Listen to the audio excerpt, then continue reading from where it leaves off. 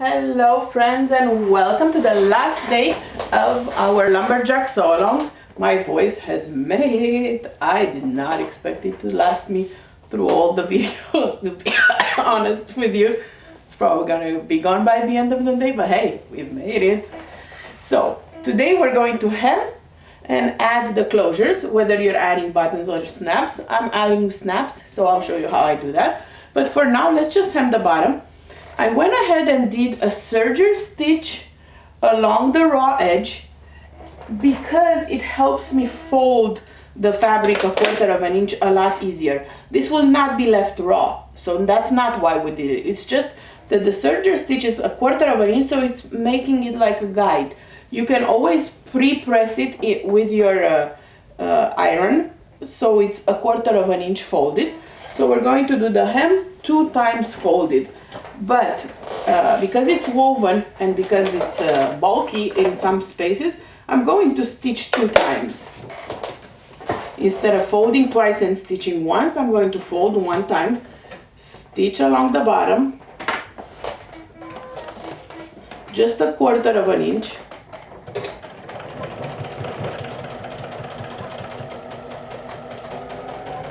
It's a curved hem on woven. So you want to make sure that you go slow and you fold along that serger stitch. You can definitely press and do only 1 stitch, but I find it easier to stitch twice.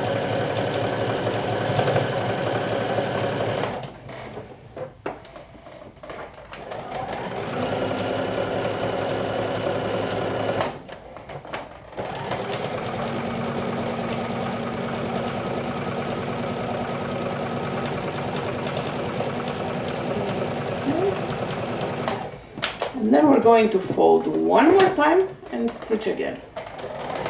And that will yield you a ½ inch seam. If you're not comfortable hemming curved wovens, you could use the same single fold bias tape that you use for your hood.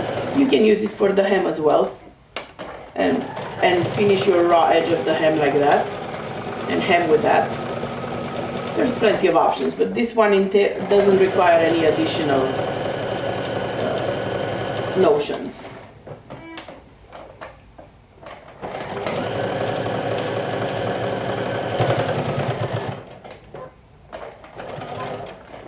Okay, so now it's folded only 1 time. We're going to go ahead and fold it a 2nd time.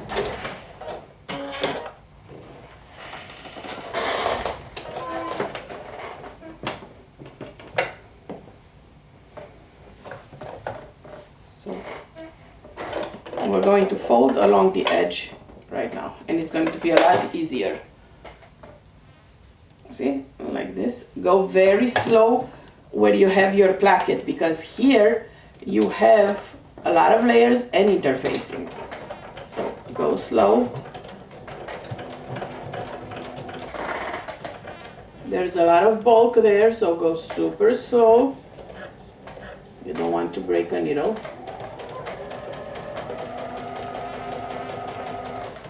And then fold again a quarter of an inch and stitch along the edge.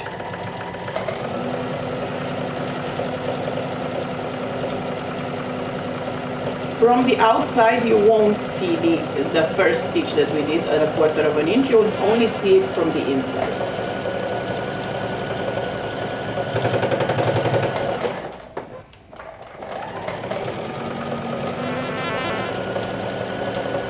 Because it's a curved hem, there are spots where the fabric is on the bias.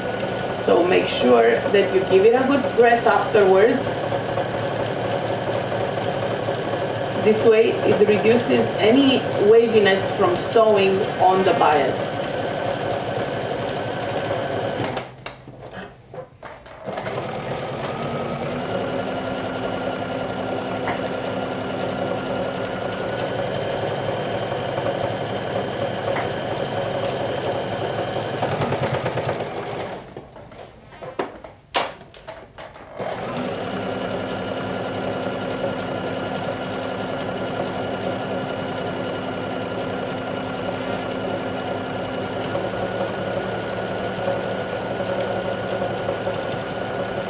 we're coming back to the initial part where it's very bulky.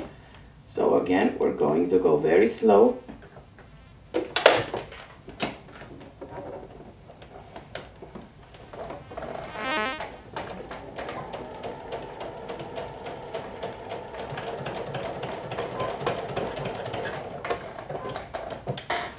That's it, and you are done.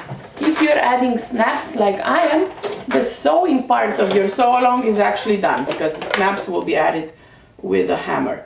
If you're adding buttons, you can use the button guide that's included in the pattern. You do have to print that one unless you're reopening your projector and marking it. It might be easier to just have that one printed. I have one of those button placement guides, so I'll be using this one instead of the guide in the pattern, but the pattern does have a guide to help you with the spacing of your buttons. So I'm going to go ahead and give my hem a good press, and I will meet you at the table in just a second so we can add the closures. Okay, we are back at the table. We're going to mark the placement for the snaps. Let's get a marking pen. I'm going to use this friction pen that I know will disappear in the wash or when I press it.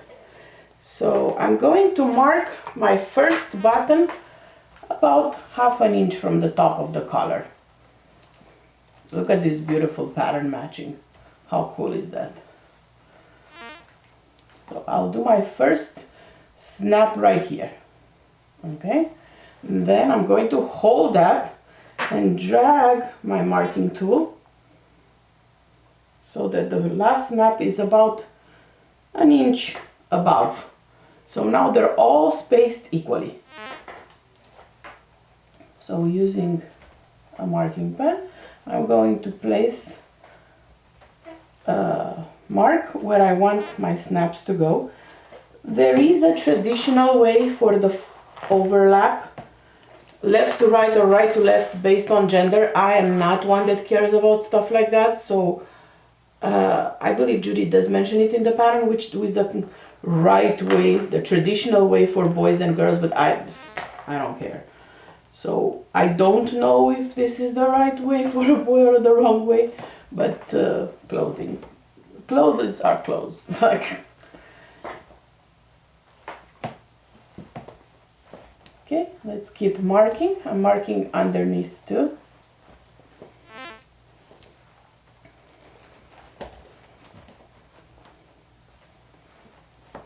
Okay, so now I have all the markings on the front. We do need to add a snap on the sleeve as well to close the cuff. So I'm going to fold over here and I'm going to add my marking point about halfway on the cuff, right, like so. Same thing on the other cuff. Make sure that you follow the way it's folded over, because this one has that binding that will tell you how to fold over, which part goes where.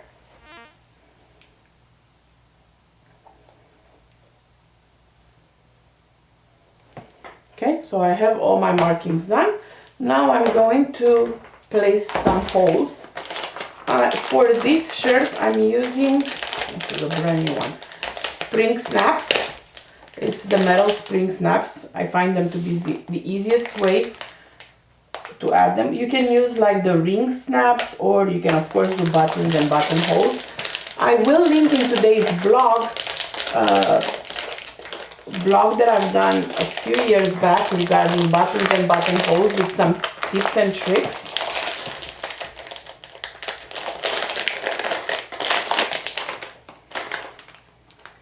So this one is already broken.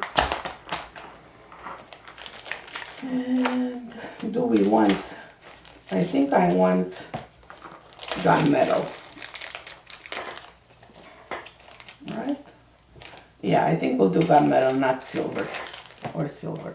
Definitely not gold. Yeah, gunmetal for this one. So a spring snap has a female part and a male part, and there's 4 pieces entirely for two on one side, two on one side.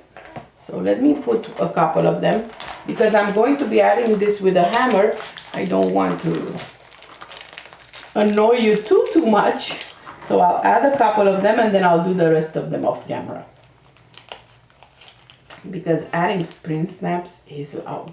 But I do want to show you in case you've never added them before.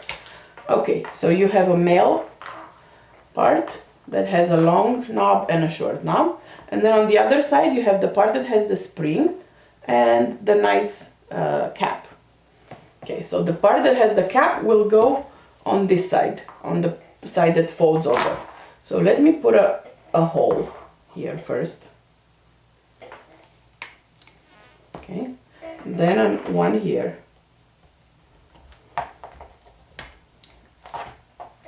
And then grab my hammer. If you have like a table press that adds spring snaps, very nice. I think I'm going to get a die for it, just because it's much less loud. But for now, a hammer will have to do. So you put the cap on the side that's pretty on the top. And then on the bottom, you put the spring part like so. Okay? And then most of them come with a little table thing. So you want to put that with the round, not with the hole, not with the pointy part, with the curved part up. And then you're adding your snap in there. And now you have two tools. I'm going to use the one that has the little knob that will fit right in here where the snap is. Right in that hole. So now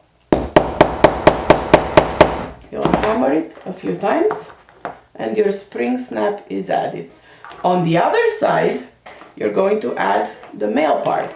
So you're going to go on the back, so on the wrong side, and add the long piece. So the long piece goes here. I might need a bigger hole for these.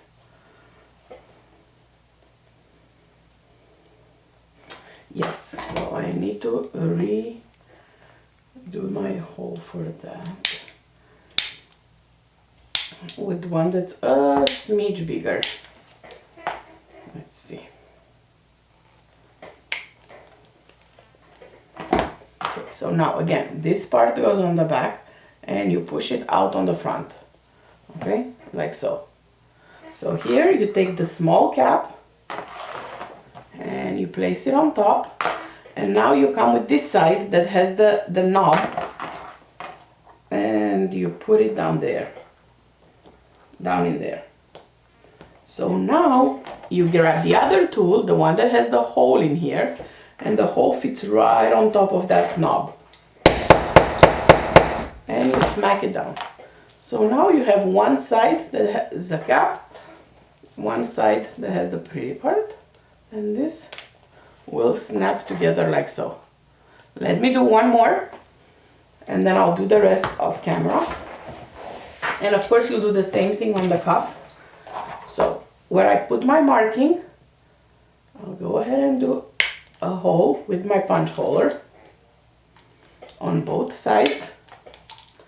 Then I'm taking the cap on the part that goes on top, like so.